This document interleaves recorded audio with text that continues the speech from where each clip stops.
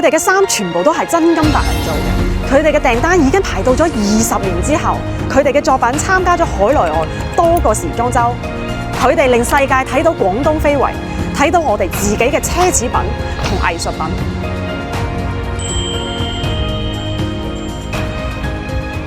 因為我哋漁村禮餅咧都有參考學習釘金繡裙褂嘅元素，所以今日我哋亦都嚟到省級非遺釘金繡裙褂技藝嘅傳承人唐老師呢度學習一下。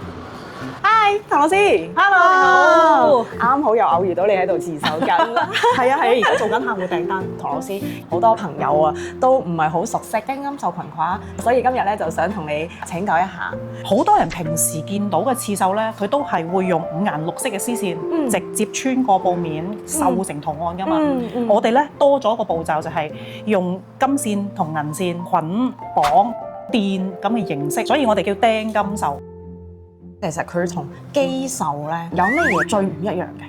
機繡成套硬邦邦嘅，手工刺繡咧點都會有柔軟度，會舒服好多着起身。佢係有幾多個分級咧？按刺繡嘅多少咧係分成咗5種，刺繡相對嚟講少啲嘅，我哋就叫小5幅。然之後咧褂後差唔多係見唔到紅色㗎啦。刺繡最密嘅就係頭先我同你講嘅嗰套褂黃，都係要1年嘅時間，每日要堅持10到12個小時。呢一個款式咧已經係排到咗20幾年之後。20幾年之後。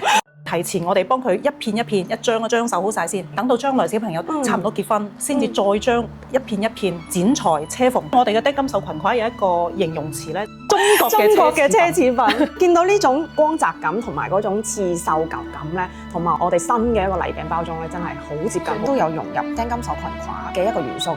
即係佢過嚟攞裙褂嘅時候咧，就會順便帶翻啲喜餅過嚟，然之後我就食過順德漁村嘅嫁女餅。裙褂都係講究龍鳳呈祥，普通話嘅呈祥同我哋粵語裏邊嘅呈祥係一個音嚟㗎嘛。我哋嘅長輩係希望佢哋呈祥到永。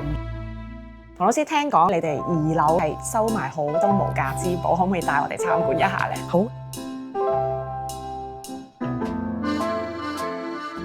另有一番天地啊！嚟到2樓之後，嗱呢一邊咧就全部都係我哋從明清一路到改革開放唔同年代、唔同時期嘅裙褂。我哋所有藏品裏邊咧，最早期嘅就係一件明朝漢服嘅比較。嗰個時候其實未有裙褂嘅，跟住咧到咗清朝嘅時候咧，就形成咗裙褂嘅雛形。後邊呢一張其實都係清朝留到而家嘅一張大嘅台布，好奢華，仲要係清朝時候嘅香雲紗。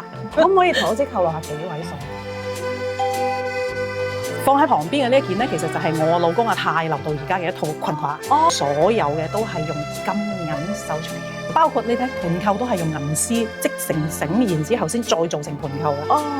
跟住咧，你旁邊嘅呢一套咧，都係收藏翻嚟嘅，係我朋友喺香港嘅拍賣會拍翻嚟嘅。香港4大家族之一，佢就係1920幾年嘅一套褂黃7位數。呢3件咧都係20幾年、3幾年，但係區別咧就係佢已經係量產嘅嗰種形式啦。我哋到咗建國之後，已經係將黑褂紅裙變成咗成套紅色。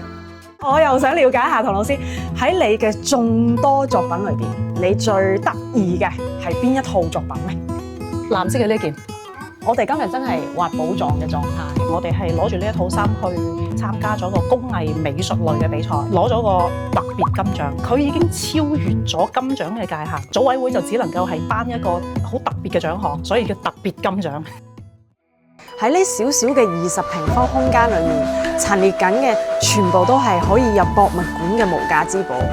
你可以感受到每一件裙褂背後嘅歷史沉澱，仲有一代一代人對婚姻、對愛情最浪漫、最莊重嘅想像。啱啱啦，參觀咗我哋唐老師博物館啦，非常震撼。我相信每一年都要花費好多嘅時間精力，點樣可以 keep 到呢一份嘅初心？啱啱開始嘅時候，其實我阿媽係反對我做呢一行嘅，因為好辛苦。呢方面嘅話，我要好多謝我老公，佢都有幫我一齊去說服我媽。然之後，我哋將所有嘅舊嘅作品放晒喺度之後，我就會覺得我真係有咁嘅責任，要將佢哋繼續發光發熱。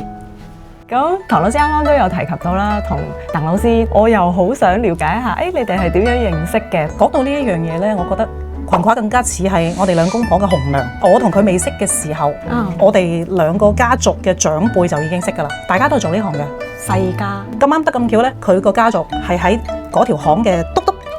我哋就喺巷口租咗同一個年級同一個班，然之後兩個都係班裏邊最高嘅，俾老師劈咗喺後邊做埋同桌，青梅竹馬喎。小學雖然大家都做呢一樣嘢嘅，但係嚴格嚟講，真係到刺繡細節，佢繡得比我仲要靚。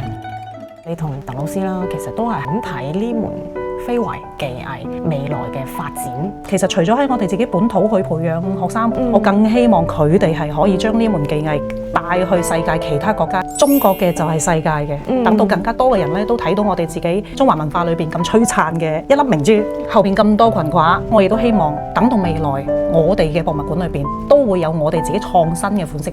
好似我哋一條裙褂，佢就係展現咗一個社會發展史嘅呢種感覺。我想問一個問題咧，其他有啲非遺佢確實都係面臨好困難嘅一個傳承，即係有冇一啲好嘅建議可以分享一下？最重點都係一定要揾錢，有買賣先有傳承。每一項非遺係有自己行嘅一條路嘅，最緊要咧就係自己嘅技藝裏邊發掘到佢可以用咩形式去重新發光發熱。所以我哋今日都借住新媒體，將呢個咁核心嘅環節一定要傳播出去，等更多人了解非遺，睇到非遺。當裙褂上最後一條金絲縫完嘅時候，佢就唔再只係一件嫁衣，仲係一件流傳千古嘅藝術品，一份傳承百年嘅文化沉澱，更加係千百年嚟嶺南百姓對愛情同埋美嘅極致追求。